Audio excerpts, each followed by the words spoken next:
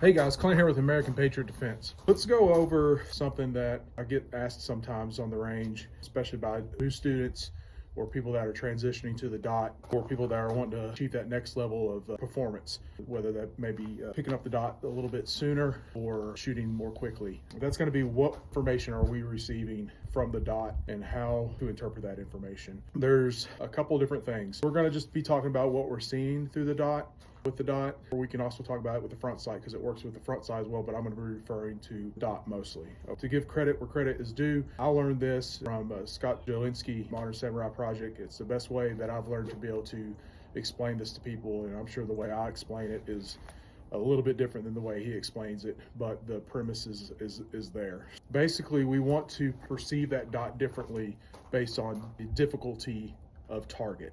It coincides with how we're going to manipulate the trigger as well. I'm just going to talk to you about the sight in general. I've got my target here. I've got to order some more of my favorite target, which is actually the Modern Samurai Project target. So let's say, all things considered, I am at a 3-yard line or 5 at this silhouette, but I've got different shapes on this target, okay? Let's say I'm shooting at the 3-yard line and I'm shooting at this number 2 here, or this number 5. And those are approximately 1-inch circles. If I'm shooting at that 1-inch circle, I'm gonna want a very still dot, so a static dot. When I press that trigger or prep that trigger and send the round, I'm not gonna go immediately back into that engagement. I'm gonna let that dot settle again, and I'm gonna make sure that it's a static dot again before I do that engagement.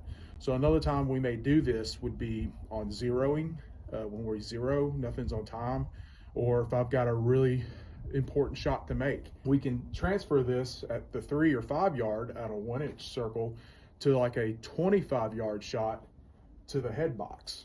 All right, so now if I'm at 25 yards and I've got to shoot a head box target, well then I need a static dot. Now I'm going to prep that trigger. I'm going to take the slack out of that trigger. I'm going to prep that trigger. That way, as soon as that dot is static, so I'm not letting it rest per se, but as soon as it's static, it's still, I can send that round and have a predictable, accurate shot.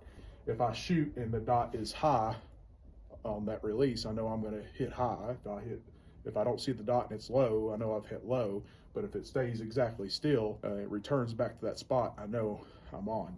And so if I increase the size of that target at that 3 and 5 yards, so now I'm going to this 1 at 3 yards, now I may have something called a controlled streak. So I put my dot here and it's going to ride up and then dot down, bang, bang, bang.